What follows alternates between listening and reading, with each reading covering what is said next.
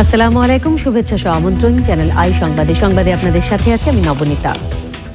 বিস্তারিত সংবাদের শুরুতেই ফ্রেশ সংবাদ শিরোনাম।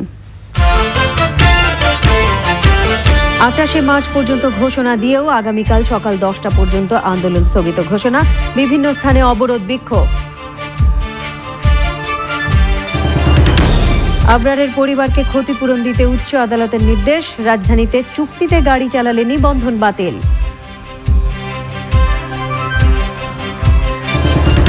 বঙ্গবন্ধু সোনার বাংলা গড়তে বিশিষ্টজনদের পরামর্শ চাইলেন প্রধানমন্ত্রী, তৃণমূলে জাতির পিতার জন্ম শতবার্ষিকী উদযাপন প্রস্তুতি। এবং সিঙ্গাপুরে ওবায়দুল কাদেরের সফল বাইপাস সার্জারি, সুস্থতার জন্য দেশবাসীর কাছে পরিবারের দোয়া কামনা।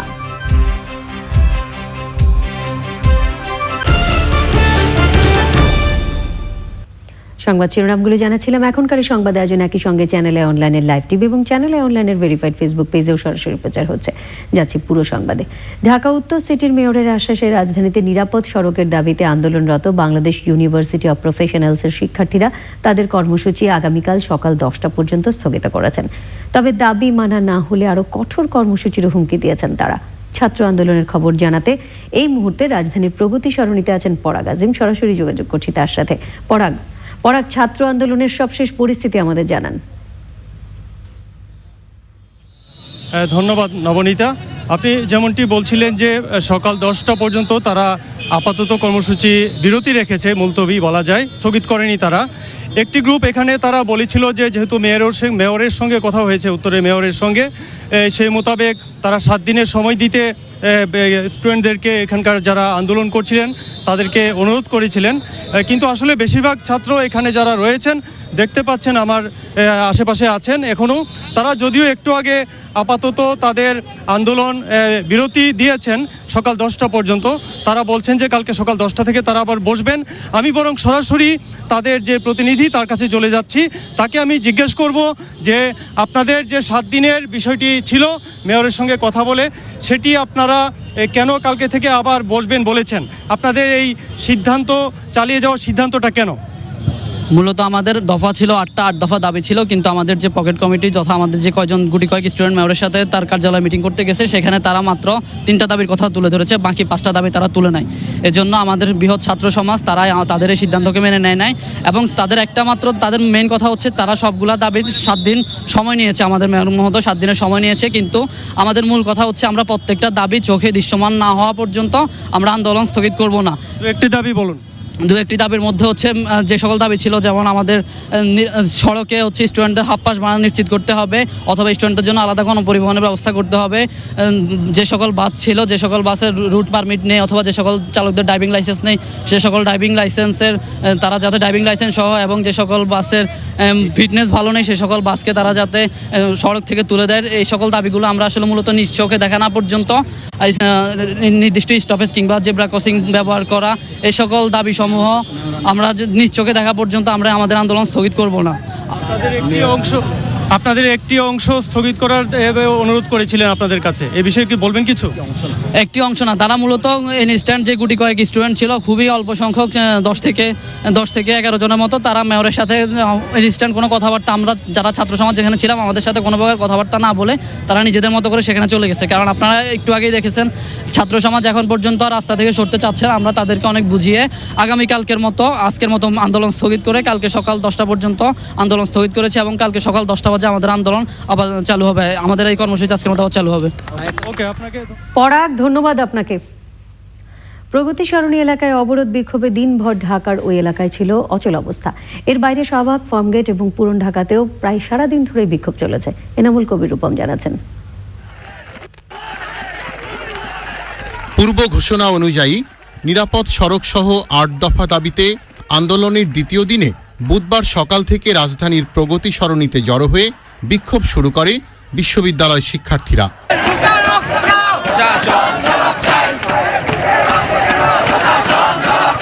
প্রগতি সরণির যে এলাকায় বাস চাপায় বাংলাদেশ ইউনিভার্সিটি অব প্রফেশনালসের ছাত্র আবরারের মৃত্যু হয়, সেখানে 2 মাসের মধ্যে ফুট ওভারব্রিজ নির্মাণের ঘোষণা দেন উত্তর সিটির মেয়র। এখানে ফুট ওভারব্রিজ হবে, এখানে কোনো বাধা বিপত্তি কিছু চলবে না, এখানে ফুট ওভারব্রিজ হবে, এটি আমাদের নির্দেশ এবং এটি করতেই হবে। এখানে পুলিশ কমিশনার জানান, গ্রেপ্তার ড্রাইভার সিরাজকে 7 দিনের রিমান্ডে নিয়েছে পুলিশ।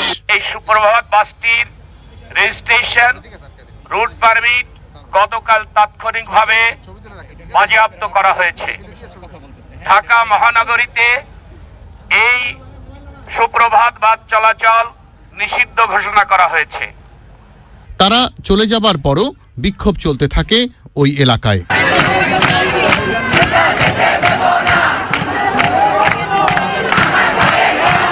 প্রগতি সরণি ছাড়াও বিক্ষোভ হয়েছে শাহবাগ এলাকায়।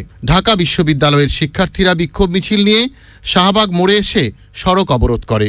তাঁতিবাজার এলাকায় সড়ক অবরোধ করে জগন্নাথ বিশ্ববিদ্যালয় সহ আশপাশের শিক্ষা প্রতিষ্ঠানগুলোর শিক্ষার্থীরা। ফার্মগেট এলাকায় বিজ্ঞান কলেজের শিক্ষার্থীরা সড়ক অবরোধ করে। পরে পুলিশ তাদের সরিয়ে দিলে যান চলাচল স্বাভাবিক হয়। ফার্মগেট ছাড়াও শাহবাগ ও পুরনো ঢাকায় বিকেল নাগাদ অবরোধে স্থগিত হলেও প্রগতি সরণিতে বিক্ষোভ চলতেই থাকে। এর মধ্যেই তাদের প্রতিনিধিরা উত্তরের মেয়রের সঙ্গে আরেক দফা আলোচনায় কিছু আশ্বাসে 28শে মার্চ পর্যন্ত আন্দোলন স্থগিতের সিদ্ধান্ত জানায়। তবে দিনভর অনেক রাস্তায় যান চলাচল বন্ধ থাকায় চরম ভোগান্তিতে পড়ে সাধারণ মানুষ। Enamul Kabir Rupam, channel i, Dhaka. নিরাপদ সড়কের চাওয়া ছিল আবরার আহমেদ চৌধুরীর। রাজধানীর প্রগতি সরণিতে সড়ক দুর্ঘটনায় নিহত বিশ্ববিদ্যালয় শিক্ষার্থী আবরার সামাজিক যোগাযোগ মাধ্যমেও সোচ্চার ছিল নিরাপদ সড়ক চাই আন্দোলন নিয়ে। শেষ পর্যন্ত সড়কেই প্রাণ দিতে হলো এই তরুণকে। শমিক আহমেদ জানাচ্ছেন। গত বছরের 29 জুলাই বিমানবন্দর সড়কের কুর্মিটোলা হাসপাতালের সামনে বাস চাপায় নির্মমভাবে নিহত হয় আব্দুল করিম ও দিয়া খানম। এরপর 8 আগস্ট পর্যন্ত রাজধানীসহ সারা দেশে নিরাপদ সড়ক চাই আন্দোলন করে শিক্ষার্থীরা। অন্য সব শিক্ষার্থীর মতোই ওই আন্দোলনে অংশ নেন আবরার। আন্দোলন চলাকালীন সময়ে 2 আগস্ট আন্দোলনের সমর্থনে ফেসবুক টাইমলাইনে নিরাপদ সড়ক চাই স্টিকার আপলোড করেছিল সে। প্লেপ্যান যে স্কুলটা আছে ইংলিশ ভার্সন, ওটার পক্ষ থেকে সে আন্দোলনে জড়িত ছিল। পাশের ছবিও আছে, আমরা ছবি দেখাতে পারবো। আর সে সক্রিয় আন্দোলনকারী ছিল নিরাপদ সড়কের জন্য। ও আমাদের নতুন সহপাঠী, সেই হিসেবে 2 মাসের মধ্যে যতটুকু সম্ভব পজিটিভ ইমেজ থাকা যায় একজন পার্সনের ছিল সেটা। পরিবারের সঙ্গে আবরারের এই ছবি এখন শুধুই স্মৃতি। বাংলাদেশ ইউনিভার্সিটি অব প্রফেশনালসের আন্তর্জাতিক সম্পর্ক বিভাগের শিক্ষার্থী আবরারের মৃত্যুতে শোকে বিহ্বল তার সহপাঠীরা। পড়ালেখা খুবই ভালো ছিল, এর মধ্যে আমাদের সাথে খুব ভালো একটা সম্পর্ক ছিল। এই নিউজটা শোনার পর আসলে আমরা ব্যাপারটা খুব ইজিলি নিতে পারি না, আমাদের খুব শকিং ছিল। সকালে নিউজটা শুনলাম, আমি ফেসবুকে ঢুকে আমাকে এত বড় মেসেজ ইন্ট্রো দিচ্ছে, আমি ওর ইন্ট্রোটা দেখলাম, আসলে খারাপ লাগতেছিল ব্যাপারটা, প্রকাশ করার মতন। ওর স্বপ্ন ছিল অনেক বড়, ও ইন্টারন্যাশনাল অর্গানাইজেশনে কাজ করবে, ইউনিয়নে কাজ করবে। সেই ক্ষেত্রে আমরা আবরার নামটাই সবসময় তুলতাম। সেই ক্ষেত্রে ওই CGP4 থেকে আমরা ওকে মজা করে CG4 ডাকতাম। এই হচ্ছে আবরার একটা বিষয়। এরকম একজন ছেলে যখন মারা গেল তখন আমাদের মাঝে থেকে এই CG4 এর নামটাও যেন মারা গেল। আমরা আবরারের কেয়ার কখনোই খুঁজে পাবো না, সেটা আমরা এখনও নিজেকে বিশ্বাস করাতে পারছি না। করিম ও দিয়ার মতো অকালে হারিয়ে গেল মেধাবী শিক্ষার্থী আবরার। তাই তো নিজেদের ঘাতক বাসের পরবর্তী টার্গেট মনে করছে সহপাঠীরা। Shoumik Ahmed, channel i, Dhaka. বাসের চাপায় বেসরকারি বিশ্ববিদ্যালয়ের শিক্ষার্থী আবরারের নিহতের ঘটনায় তাঁর পরিবারকে 1 সপ্তাহের মধ্যে 10 লাখ টাকা দিতে সুপ্রভাত পরিবহনকে নির্দেশ দিয়েছেন হাইকোর্ট। একই সাথে দুর্ঘটনার বিষয়টি তদন্ত করে 15 দিনের মধ্যে প্রতিবেদন দিতে BRTA, বুয়েট ও পুলিশকে বলেছে আদালত। কেন মৃত্যুর ঘটনায় 5 কোটি টাকা দেয়া হবে না তা জানতে রুলও জারি করা হয়েছে। মাজুল হক মান্না জানাচ্ছেন। রাজধানীর প্রগতি সরণিতে জেব্রা ক্রসিং দিয়ে পার হওয়ার সময় সুপ্রভাত বাসের চাপায় ঘটনাস্থলে নিহত হন বেসরকারি বিশ্ববিদ্যালয়ের শিক্ষার্থী আবরার আহমেদ চৌধুরী। এই সংবাদ গণমাধ্যমে প্রকাশিত হলে প্রতিকার চেয়ে সংবাদটি হাইকোর্টের নজরে আনেন সুপ্রিম কোর্টের এক আইনজীবী।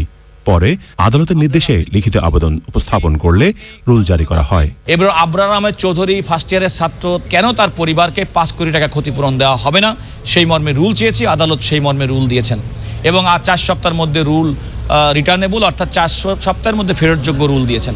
পাশাপাশি অন্তর্বর্তীকালীন আদেশ দেন আদালত। তাৎক্ষণিকভাবে আবরারের পরিবারকে জরুরি খরচ বাবদ মেটানোর জন্য 10 লক্ষ টাকা 7 দিনের মধ্যে দেওয়ার জন্য সুপ্রভাত পরিবহনকে নির্দেশ দিয়েছেন। বাংলাদেশ রোড ট্রান্সপোর্ট অথরিটি, সড়ক পরিবহন কর্তৃপক্ষ, বুয়েটের যে অ্যাক্সিডেন্ট রিসার্চ ইনস্টিটিউট যেটি আছেন যার পরিচালক এবং অতিরিক্ত পুলিশ কমিশনার ঢাকা মহানগর পুলিশ, তাদের 3 জনকে একটা রিপোর্ট দিতে বলেছেন 15 দিনের মধ্যে। আবরারের এই ঘটনার সম্পর্কে ডিটেল রিপোর্ট দেওয়ার জন্য বলেছেন। আইনজীবী জানিয়েছেন, সড়ক দুর্ঘটনা নিয়ে ইতিমধ্যেই অনেক ঘটনাই হাইকোর্টের নজরে আনা হয়েছে, আর আদালত যে আদেশ দিয়েছেন তা অনুসরণ করলে পরিস্থিতি আরও উন্নত হতো। Mazhar Haque Manna, channel i, Dhaka. Contract সিস্টেমে ঢাকা শহরে কোনো কোম্পানি গাড়ি চালালে সেই কোম্পানির নিবন্ধন বাতিল করা হবে বলে জানিয়েছে ঢাকা সড়ক পরিবহন মালিক শ্রমিক ঐক্য পরিষদের আহ্বায়ক খন্দকার এনায়েতুল্লাহ। বুধবার রাজধানীর মহানগর নাট্যমঞ্চে ঢাকা সড়ক পরিবহন মালিক শ্রমিক ঐক্য পরিষদের সভায় তিনি কথা বলেন ঢাকা শহরের বেশিরভাগ চালক অপেশাদার এবং লাইসেন্সবিহীন। এদেরকে গাড়ির স্টিয়ারিংয়ে উঠিয়ে দিয়ে কতিপয় কোম্পানি তাদের স্বার্থ হাসিল করছে, যার কারণে সড়ক দুর্ঘটনা থামছে না বলেও উল্লেখ করেন তিনি। সড়ক দুর্ঘটনার রোধ এবং পরিবহন ব্যবস্থায় শৃঙ্খলা ফিরিয়ে আনতে কঠিন সিদ্ধান্ত নেওয়া হবে বলেও জানান তিনি। সভায় ঢাকা শহরের পরিবহনের ব্যবস্থাকে অভিশপ্ত উল্লেখ করে মালিক শ্রমিক ঐক্য পরিষদের অন্য নেতারা বলেন, দুর্ঘটনার জন্য চালকদের মাদক সেবন একটি বড় কারণ। এ সময় ঢাকা শহরের কন্ট্রাক্ট সিস্টেমে গাড়ি না চালানোর শপথ নেন ঐক্য পরিষদের সদস্যরা। ঢাকা শহরে ম্যাক্সিমাম ড্রাইভার আনপ্রফেশনাল লাইসেন্স নাই। এই ঐক্য পরিষদ মাঠে নামবে শৃঙ্খলা ফিরিয়ে আনার জন্য ঢাকার পরিবহনে। এখানে আমরা ছাড় দেব না কাউকে। কোম্পানি বসে বসে চাঁদা খাবে, বদনাম সমিতির হবে, রাস্তায় দুর্ঘটনা হবে, জবাব দিয়ে আমাদেরকে করতে হবে, তা হইতে দেব না।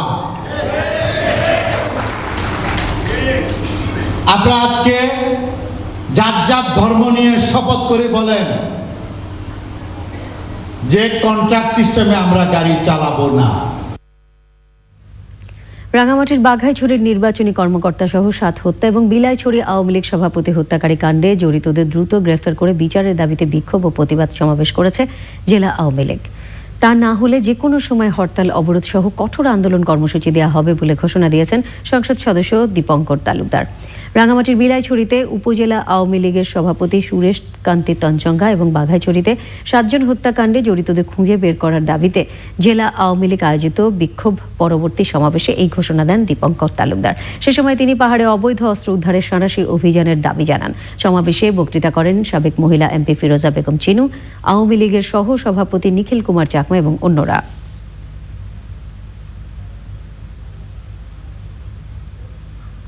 স্বাধীনতা আর মুক্তিযুদ্ধের সঠিক ইতিহাস জানাতে তৃণমূল পর্যায়ে জাতির পিতা বঙ্গবন্ধু শেখ মুজিবুর রহমানের জন্ম শতবার্ষিকী পালনের আহ্বান জানিয়েছেন প্রধানমন্ত্রী শেখ হাসিনা। জাতির পিতার জন্ম শতবার্ষিকী পালনে গঠন করা জাতীয় কমিটি ও বাস্তবায়ন কমিটির বৈঠকে প্রধানমন্ত্রী বঙ্গবন্ধুর সোনার বাংলা গড়ে তুলতে আরও কী পদক্ষেপ নেওয়া যায় বিশিষ্টজনের কাছে সেই পরামর্শও চান। পান্থর রহমান জানাচ্ছেন। 2020 সালের 17 মার্চ থেকে 2021 সালের 26 মার্চ পর্যন্ত 1 বছরকে মুজিব বর্ষ ঘোষণা করেছে সরকার। মুজিব বর্ষে বর্ণাঢ্য আয়োজনে জাতির পিতা বঙ্গবন্ধু শেখ মুজিবুর রহমানের জন্ম শতবার্ষিকী আর দেশের স্বাধীনতার সুবর্ণ জয়ন্তী উদযাপনের সিদ্ধান্ত হয়েছে আগেই। 26 মার্চ জাতির পিতা বঙ্গবন্ধু শেখ মুজিবুর রহমানের জন্ম শতবার্ষিকী উদযাপন বিষয়ে জাতীয় আর বাস্তবায়ন কমিটির যৌথ সভায় প্রধানমন্ত্রী বলেন, দেশের মানুষের কল্যাণে যে মানুষটি জীবনের সবকিছু ত্যাগ করেছেন তাকে সম্মান জানাতেই রাষ্ট্রীয়ভাবে এ বর্ষ পালনের উদ্যোগ। তিনি এই দেশের মানুষের কথা চিন্তা করে মানুষের উপর অত্যাচার, শোষণ, বঞ্চনার প্রতিবাদ করতে গিয়ে দিনের পর দিন কারাবরণ করেছে। আমরা সন্তান হিসেবে পিতৃস্নেহ বঞ্চিত হয়েছি, আর তিনি তার জীবনের মূল্যবান সময়গুলি ওই কারাগারে কষ্টে কাটিয়েছেন। যে কষ্ট তিনি সহ্য করেছেন কাদের জন্য? এদেশের মানুষের জন্য, সাধারণ মানুষের জন্য।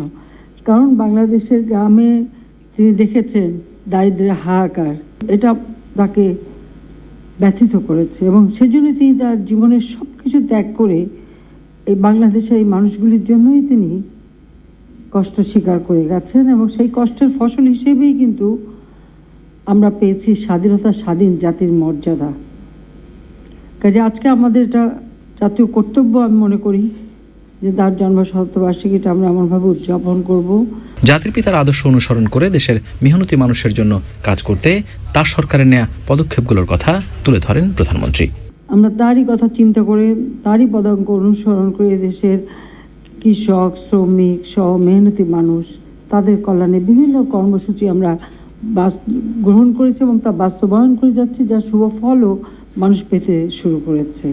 কাজে আমাদের সামনে করণীয় কি? একদিকে জন্মশতবার্ষিকী উদযাপন করা, অপরদিকে এই মানুষের কল্যাণে আরও কী কী পদক্ষেপ আমরা নিতে পারি, কোন কোন ক্ষেত্রে আমাদের কী কী করণীয় সেটা আমরা নির্দিষ্ট করব। আর তাছাড়া এই জন্মশতবার্ষিকীটা উদযাপনের ক্ষেত্রে একেবারে তৃণমূল পর্যায়ে পর্যন্ত যেন এটা উদযাপিত হয় তারও ব্যবস্থা আমরা নেব, যেন মানুষ আমাদের সঠিক ইতিহাসটা জানতে পারে, মুক্তিযুদ্ধের চেতনায় দেশের মানুষ যেন উদ্বুদ্ধ হয় এবং বাংলাদেশকে আমরা যেন মানে সারা বিশ্বের কাছে একটা মর্যাদাশীল রাষ্ট্র হিসেবে গড়ে তুলতে পারি। জন্মশতবার্ষিকী পালনের যৌথ সভায় রাজনীতিবিদ, জনপ্রতিনিধি, শিক্ষাবিদ, অর্থনীতিবিদ, শিল্প, সাহিত্য, সংস্কৃতি, ব্যক্তিত্ব, সাংবাদিক, ধর্মীয় গুরু, খেলোয়াড় এবং আইনশৃঙ্খলা বাহিনীর প্রতিনিধি সহ বিশিষ্টজনেরা উপস্থিত ছিলেন। বাংলাদেশ আমরা গড়ে তুলব। পান্থ রহমান, চ্যানেল আই, ঢাকা। সিঙ্গাপুরে আওয়ামী লীগ সাধারণ সম্পাদক, সড়ক পরিবহন ও সেতুমন্ত্রী ওবায়দুল কাদেরের বাইপাস সার্জারি হয়েছে। চিকিৎসকরা জানিয়েছেন সার্জারি সফল হয়েছে। তাকে পোস্ট অপারেটিভ কেয়ারে রাখা হয়েছে। 3 ঘন্টার মধ্যে তার জ্ঞান ফেরার আশা করছেন তারা। সড়ক পরিবহন ও সেতু মন্ত্রণালয়ের সিনিয়র তথ্য কর্মকর্তা আবু নাসের টিপু জানিয়েছেন, বাংলাদেশ সময় সকাল 8:15টায় সার্জারি শুরু হয়। মাউন্ট এলিজাবেথ হাসপাতালে তার চিকিৎসায় গঠন করা মেডিকেল বোর্ডের প্রধান ডাক্তার ফিলিপ কোর নেতৃত্বে সিনিয়র সদস্য cardiothoracic surgeon doctor Sebastian Kumar স্বামী বাইপাস সার্জারি করেন। বিকেলে ডাক্তার সেবাস্টিন কুমার স্বামী ওবায়দুল কাদেরের অস্ত্রোপচার এবং পরবর্তী অগ্রগতি নিয়ে তাঁর পরিবারের সাথে কথা বলেন। সিঙ্গাপুরে ওবায়দুল কাদেরের চিকিৎসা সমন্বয়ক বঙ্গবন্ধু শেখ মুজিব মেডিকেল বিশ্ববিদ্যালয়ের নিউরোলজিস্ট অধ্যাপক ডাক্তার আবু নাসের রিজভী ডাক্তার সেবাস্টিনকে উদ্ধৃত করে জানান, ওবায়দুল কাদেরের বাইপাস সার্জারি সফল হয়েছে। ওবায়দুল কাদেরের পূর্ণাঙ্গ সুস্থতার জন্য দেশবাসীর কাছে দোয়া চেয়েছেন এবং সকলের প্রতি কৃতজ্ঞতা জানিয়েছে তার পরিবার। ছাদে শান্ত স্নিগ্ধ পরিবেশ গড়ে তোলার পাশাপাশি বিষ মুক্ত ফল ফসল উৎপাদনে ঝুঁকছেন উদ্যোক্তারা। ফল ফসলের রোগবালাই দমন থেকে শুরু করে সব বিষয়ে তারা রপ্ত করছেন অভিজ্ঞতা আর কৌশল। শাইখ সিরাজের ছাদ কৃষি রিপোর্ট। একসময় ছাদ কৃষি ছিল শুধুই শৌখিনতার। সময়ের ব্যবধানে তা পাচ্ছে পুরোপুরি কৃষি মনোযোগ। দিনে দিনে বাড়ছে ফল ফসলের বৈচিত্র্য। আমি কিন্তু সবকিছু একদম গাছ থেকে পাকায় তারপরে পারি। আমও তাই। আচ্ছা আচ্ছা। এটার ভিতরে আছে কাটিমন, যে আপনি কাটিমন এরিয়া দেখেছিলেন, ওই কাটিমন। এই যে লাউ গাছ দিয়েছি, লাউ খেয়েছি বেশ কয়েকটা, এখন আবার আসছে। ড্রাগন ফ্রুট আমার 12টা গাছ আছে। এই যে জামরুল, জামরুল স্যার, এটা থাই জামরুল।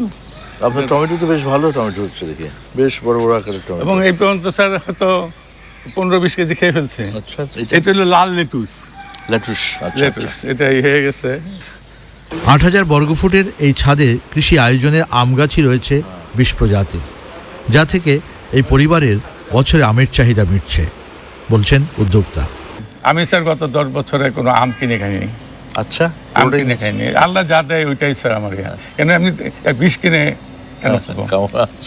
12 মাসি লুবনা, মালয়েশিয়ান লুবনা। কি আম এটা? দেশি তো না? না দেশি না, থাইল্যান্ডের পুনাই। পুনাই? হ্যাঁ পুনাই। দেখেন এই যে জলবায়ুর বিবর্তন বললাম, আম্রপালি গাছে আম। সেটা তো আম্রপালির সিজন না। এটা তো সিজন না স্যার। ওই যে দেখেন আম, এর মধ্যে আরও ছিল আম। কৃষির এমন আয়োজন এখন শুধু শৌখিনতা নয়, এখানে তাগিদ রয়েছে উন্নত পরিবেশ আর সামাজিক দায়বদ্ধতারও। ছাদ কৃষি এখন আর শৌখিনতার বিষয় নয়, এটি পারিবারিক পুষ্টি চাহিদা যেমন মিটছে, একই সাথে নগর শহরের তাপমাত্রা কমিয়ে আনার ক্ষেত্রেও অনেকটা ভূমিকা রাখছে। ছাদ কৃষির এই আয়োজনটি নিঃসন্দেহে অন্যদের জন্য অনুকরণীয় হতে পারে। ঢাকার গোপীবাগের সাখাওয়াত হোসেনের ছাদ কৃষি থেকে শাইখ সিরাজ, চ্যানেল আই।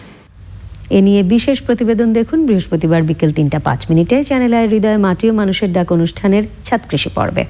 এবারে উত্তাল মার্চ প্রসঙ্গ।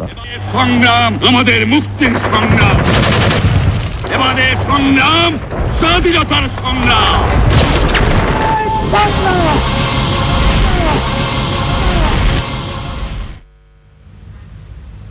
মুক্তিযুদ্ধের শুরুর দিকে প্রথমে বিদ্রোহ করে প্রতিরোধ, পরে সরাসরি যুদ্ধে ঝাঁপিয়ে পড়েছিল সেনাবাহিনী। সিনিয়র বাঙালি সেনা কর্মকর্তারা নেতৃত্বে সেনা সদস্যরা 9 মাস যুদ্ধ করেছেন। সেই যুদ্ধের স্মৃতি সেনা কর্মকর্তাদের কাছে এখনও উজ্জ্বল। মুক্তিযুদ্ধে সশস্ত্র বাহিনীর ভূমিকা নিয়ে পরাগ আজিমের 17 পর্বের ধারাবাহিকের 13তম পর্ব আজ। 9 মাস জুড়ে চলা মুক্তিযুদ্ধের শুরু থেকেই সেনাবাহিনীর ভূমিকা ছিল ব্যাপক ও সর্বব্যাপী। মুক্তিযুদ্ধের সেক্টর কমান্ডার এবং এসফোর্সের অধিনায়ক KM শফিউল্লাহ বীরুত্তম ব্রাহ্মণবাড়িয়া থেকে সিলেট পর্যন্ত বিভিন্ন স্থানে যুদ্ধ পরিচালনা করেছেন। সৈনিকদের নেতৃত্ব দেওয়ার পাশাপাশি জীবনের ঝুঁকি নিয়ে অনেক সম্মুখ সমরেও অংশ নেন তিনি। ইসলামপুরে একটা সিলেটের দিক থেকে একটা বাস আসছে, বাস এসে এখান থেকে দেখি যে পাকিস্তানিরা নামতেছে, জাম্প করে এতে পড়লাম খালের মধ্যে পড়ে কাদার মধ্যে শরীর ঢুকাই দিয়েছে। এমন সময় তারা চারদিকে পজিশন নিতেছে। শেষ পর্যন্ত আমি চিন্তা করলাম যে এই কাদার মধ্যে মরে পড়ে থাকবো, উঠে গেলাম। গলায় একটা ছোট্ট কোরআন শরীফ ছিল, ওইটার মধ্যে হাত দিয়ে বলতেছিলাম, আল্লাহ 9 মাস তো আমাকে অস্ত্র ছাড়া রাখো নাই, আমি মরার আগে যেন আমার হাতে একটা অস্ত্র থাকে। এই কথা বলতে বলতে আমি রাস্তায় এসে উঠি। আমার ট্রুপসরা তাদেরকে ঘেরাও করে তাদের মধ্যে থেকে প্রায় 35 জন মারা যায় পাকিস্তানি। চট্টগ্রামে অনন্য কিছু যুদ্ধের সাক্ষী মুক্তিযুদ্ধের সময় ইপিআরে প্রেষণে থাকা সেনা কর্মকর্তা রফিকুল ইসলাম বীরুত্তম। 16 তারিখে আমরা তখন চট্টগ্রাম থেকে 6 মাইল দূরে ভাটিয়ারি এলাকায় একটা গ্রুপকে পাঠালাম বাম দিক দিয়ে পাহাড়ের ভেতর দিয়ে, যে পাকিস্তানিদের অবস্থানের পিছনে চলে যাবে, বিটুইন ভাটিয়ারি এবং চট্টগ্রাম শহরের মাঝখানে অবস্থান নেবে, যেন ভাটিয়ারিতে যে মূল পাকিস্তানি বাহিনী এরা পিছনে হটতে না পারে, আর আমরা সামনের দিক থেকে বড় ধরনের আক্রমণ পরিচালনা করব। 4:30টার দিকে গোলাগুলি চলছে টুকটাক, এর মধ্যে পাকিস্তানিরা সেখানে শেলিং শুরু করে। কিছুক্ষণ পরে 3-4 জন পাকিস্তানি ফ্ল্যাগ উড়ালো, সাদা ফ্ল্যাগ। জনগণই ছিল তাদের শক্তি। পাকিস্তান বাহিনীকে প্রতিরোধ ও যুদ্ধে পরাজিত করা তাই সহজ হয়েছে। যুদ্ধ খালি গুলি চালানোই না, যুদ্ধের তো নানা ধরনের সাহায্য সহযোগিতা লাগে, সেগুলো কিন্তু যে যার অবস্থানে থেকে গ্রামে গঞ্জে কীভাবে সাহায্য সহযোগিতা, এটাও তো একটু বিরাট। জনগণের পুরো সম্পৃক্ততা ছিল, কিন্তু সশস্ত্র অংশটা পরিচালনা করেছে মুক্তিবাহিনী। প্রত্যেকটা ফোর্স, প্রত্যেকটা সেক্টর তাদের নিজ নিজ জায়গায় গুরুত্বপূর্ণ ভূমিকা পালন করার কারণেই বাংলাদেশ স্বাধীন হয়েছে। মুক্তিযুদ্ধ কোনো শুধুমাত্র সামরিক অভিযান নয়, মুক্তিযুদ্ধ হলো জনগণের যুদ্ধ, এবং 71 সনে এই জনগণ আমাদের মূল শক্তি ছিল, যার ফলে আমরা এই যুদ্ধে বিজয়ী হতে পেরেছি। মুক্তিযোদ্ধা সেনা কর্মকর্তারা বলছেন 71-এর সেনাবাহিনীর হয়ে মুক্তিযুদ্ধে অংশগ্রহণই তাদের জীবনের সেরা প্রাপ্তি। পরাগ আজিম, চ্যানেল আই, ঢাকা। জাতীয় পার্টির চেয়ারম্যান ও বিরোধী দলীয় নেতা HM এরশাদের 90তম জন্মদিন আজ। রাজধানী গুলশানের ইমানুয়েলস কনভেনশন সেন্টারে সাবেক রাষ্ট্রপতির জন্মদিন উদযাপন উপলক্ষে আয়োজিত অনুষ্ঠানে তাকে শুভেচ্ছা জানান দলীয় নেতাকর্মীরা। এ সময় তাঁর দীর্ঘ জীবন কামনা করে নতুন বাংলাদেশ গড়তে নতুন করে শপথ নেওয়ার আহ্বান জানিয়েছেন দলের senior co chairman Begum Rowshan Ershad এবং কো চেয়ারম্যান ও বিরোধী দলীয় উপনেতা GM কাদের। এদিকে CMH হাসপাতালে দলের চেয়ারম্যানের ভুল চিকিৎসা নিয়ে নেতাকর্মীদের দ্বিধা দ্বন্দ্ব নিয়ে দলটির মহাসচিব ও বিরোধী দলীয় চিফ হুইপ মশিউর রহমান রাঙা জানিয়েছেন CMH-এ তার ভুল চিকিৎসা হয়নি। 90তম জন্মদিনে দলকে এগিয়ে নিতে নেতাকর্মীদের ঐক্যবদ্ধ থাকার আহ্বান জানিয়েছেন HM এরশাদ।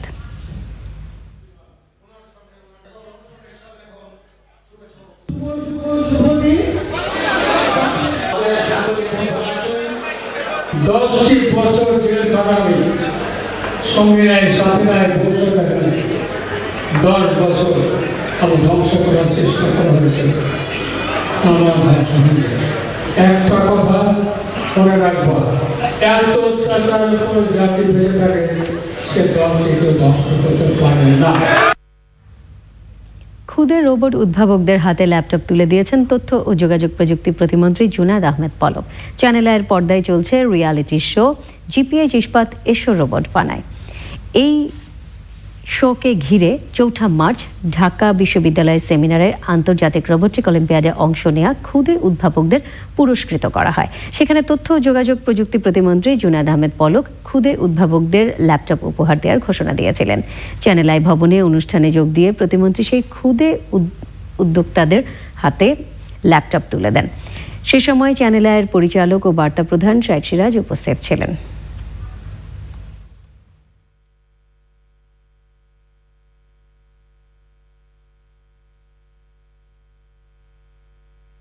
আসলে অনেক সম্মানজনক ব্যাপার যে আমাদের মাননীয় প্রতিমন্ত্রীর কাছ থেকে এটা পেলাম, এটা আসলে খুবই গর্বের। আমার খুব ভালো লাগছে। আমি মাননীয় প্রতিমন্ত্রীকে ধন্যবাদ জানাচ্ছি আমাদেরকে উৎসাহ করার জন্য এটা দিয়ে। রোবোটিক্স নিয়ে আরও ভালো কিছু করা, ইনোভেটিভ কাজ করা, যে মানুষের জন্য সাহায্য করতে পারে, দেশকে আরও ডেভেলপ করার জন্য অনেক রোবট বানাবো। সামিট আন্তর্জাতিক সংবাদ।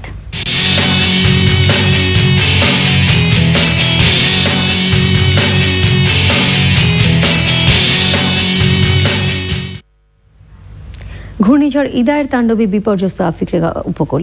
মোজাম্বিক, জিম্বাবুয়ে এবং মালাউইতে বন্যায় বিস্তীর্ণ অঞ্চল ডুবে গেছে। মোজাম্বিক, জিম্বাবুয়েতে 3 শতাধিক মানুষের মৃত্যু হয়েছে, নিখোঁজ রয়েছেন আরও শতাধিক মানুষ।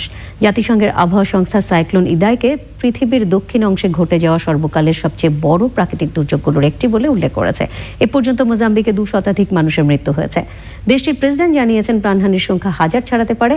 ঘূর্ণিঝড়ে ক্ষতিগ্রস্ত মোজাম্বিকের বেইরা এলাকায় এখনও উদ্ধারের অপেক্ষায় কমপক্ষে 1 লাখ মানুষ। জিম্বাবুয়েতে ঘূর্ণিঝড় ইদায়ের আঘাতে 98 জনের মৃত্যু হয়েছে, নিখোঁজ কমপক্ষে 200 মানুষ। পানির তোড়ে ভেসে গেছে বহু বাড়িঘর। মোজাম্বিক এবং জিম্বাবুয়ের উপকূলীয় এলাকায় অনেক রাস্তা বিলীন হয়ে যাওয়ায় ত্রাণ পৌঁছানো সম্ভব হচ্ছে না। নিটল টাটা বিশেষ সংবাদ।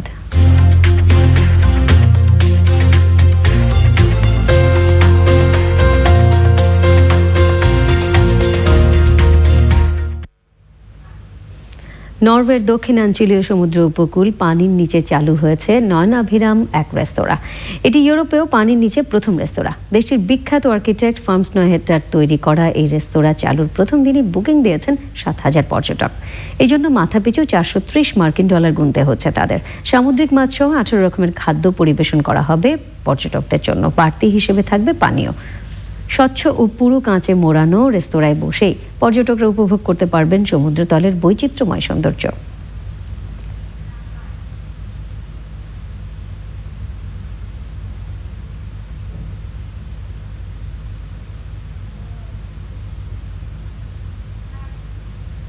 ইসলামী ব্যাংক অর্থনীতি সংবাদ।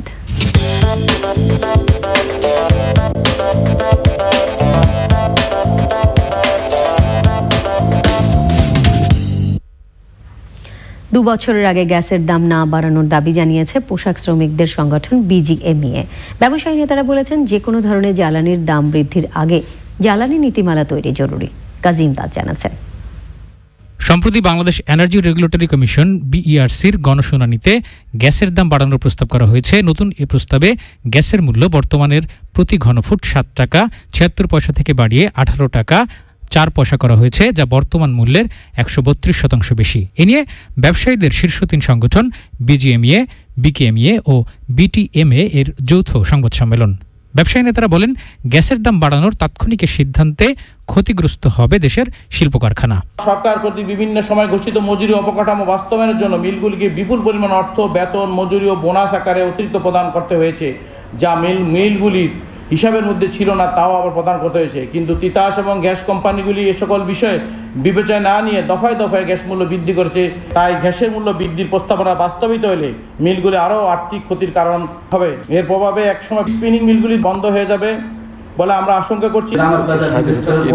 আমরা আমাদের ব্যবসা খাতে কতটা এই electrical safety, building safety, fire সেফটিতে কত টাকা আমরা ইনভেস্ট করেছি, সেই ইনভেস্টমেন্টের টাকা গুনে 12% 13% সুদে ব্যাংকে ফেরত দিতে হয়। বিজিএমইএর সভাপতি বলেন, গ্যাসের দাম বাড়ানো হলে পরিবহন খাতের ব্যয় বেড়ে যাওয়া ছাড়াও সাস্টেইনেবল ডেভেলপমেন্ট গোল এসডিজি অর্জন করা কঠিন হয়ে পড়বে। আমরা গ্যাসের দাম বৃদ্ধি করতে কিন্তু না করি নাই, আমরা বলেছি যে ঠিক এখন না, অন্ততপক্ষে 2 বছর আমাদেরকে সুযোগ দেওয়া হোক। শুধু প্রাইস বাড়াইলেই তো হবে না, কম্পিটিশনও টিকতে হয়। আমরা তো এক্সপোর্ট খাত, তো যেহেতু টিকে থাকতে হয়, তাহলে সেই দিকে নজর দিয়ে তারপরেই আমাদের সাথে আলাপ আলোচনার ভিত্তিতে যে কোনো সময় যে কোনো সিদ্ধান্ত নিতে হবে। শুধুমাত্র একতরফাভাবে কোনো জায়গায় কোনো সিদ্ধান্ত নেওয়া যাবে না। আমরা জোরালো দাবি জানাই যে আমাদের যে নিজস্ব গ্যাস আছে সেটা এক্সপ্লোরেশন করা হোক। গ্যাসের দাম বাড়ানোর ক্ষেত্রে কমপক্ষে 10 বছরের পরিকল্পনা আগে থেকে জানানোর দাবি জানায় ব্যবসায়ীরা। কাপড় ও সুতা Kazi Imdad, channel i, Dhaka. A1 soundless water pump কৃষি সংবাদ।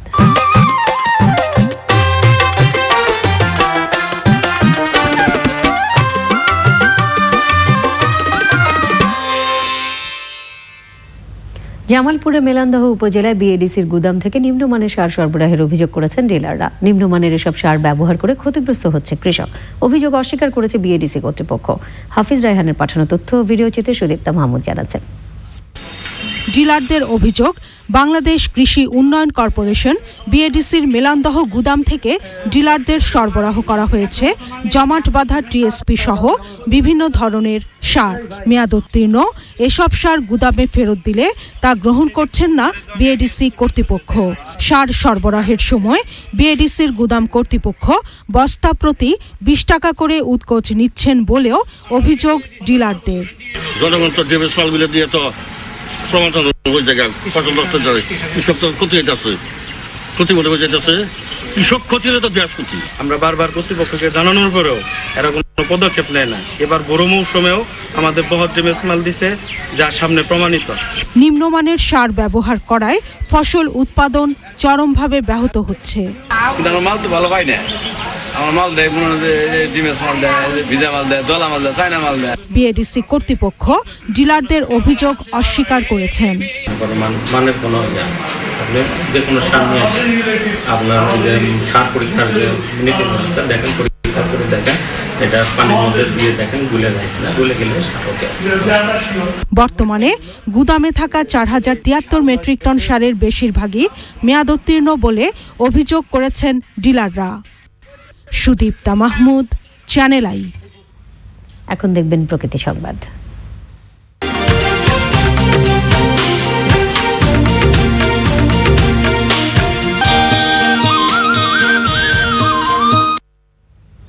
সুন্দরবন এবং সংলগ্ন উপকূলীয় এলাকাগুলোতে জলবায়ু পরিবর্তনের ক্ষতি মোকাবেলায় সংশ্লিষ্টদের যত্নশীল হওয়ার আহ্বান জানিয়েছেন বিশেষজ্ঞরা। খুলনা বিশ্ববিদ্যালয়ে এ বিষয়ে আন্তর্জাতিক সেমিনারে এজন্য বিদেশ নির্ভরতা নয়, নিজেদের সক্ষমতা বাড়ানোর উপর জোর দেন উপমন্ত্রী। দানিয়েল সুজিত বোসের রিপোর্ট।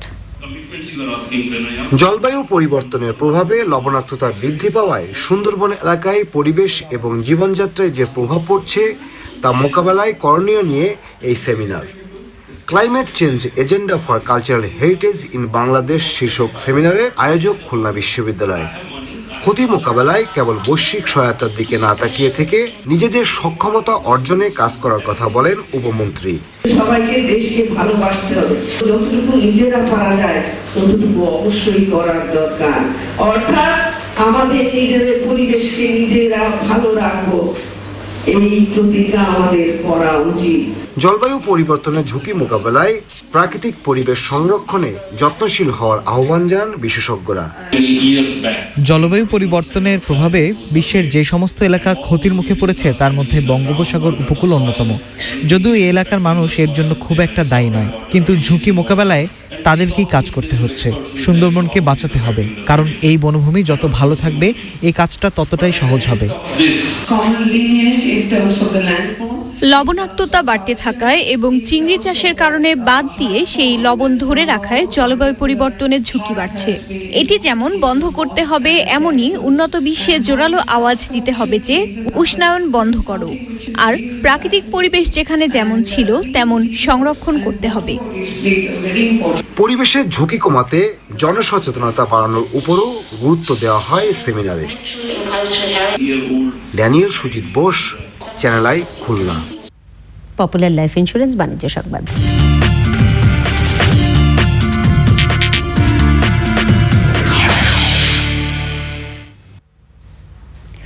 দেশীয় পণ্যের প্রসার ঘটাতে রংপুরে ওয়ালটন পণ্যের প্রচারের রোড শো হয়েছে। নগরীর সুরভি উদ্যান মোড় থেকে বিভিন্ন পণ্যের প্রচারণা ব্যানার সম্বলিত গাড়ি বহরটি নগরীর গুরুত্বপূর্ণ সড়ক প্রদক্ষিণ করে।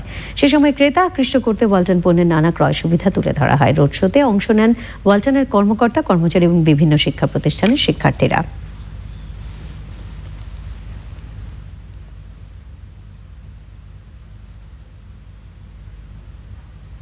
দেশের বিভিন্ন জেলায় সড়ক দুর্ঘটনা, ট্রেনে কাটা পড়ে 12 জন নিহত হয়েছে, আহত হয়েছে 26 জন। যশোরে স্কুল ছাত্রী আহতের ঘটনায় বিক্ষোভ করেছে শিক্ষার্থী এবং এলাকাবাসী। প্রতিনিধিদের তথ্য এবং ভিডিও চিত্রে মোশাহিদ রনি জানাচ্ছেন। যশোরের শোষা উপজেলায় স্কুল ভ্যানকে পল্লী বিদ্যুতের একটি পিকআপ চাপা দিলে ষষ্ঠ শ্রেণীর শিক্ষার্থীর পা বিচ্ছিন্ন হয়। এই ঘটনায় বিক্ষুব্ধ শিক্ষার্থীরা 2 ঘন্টা রাস্তা অবরোধ করে রেখে একটি গাড়িতে আগুন ধরিয়ে দেয়। পরে পুলিশ ও জনপ্রতিনিধি ও স্থানীয় লোকজনের আশ্বাসে 10:30টার দিকে অবরোধ তুলে নেয় শিক্ষার্থীরা। নাটোরে পৃথক 2টি সড়ক দুর্ঘটনায় 2 জন নিহত ও অন্তত 20 জন আহত হয়েছে।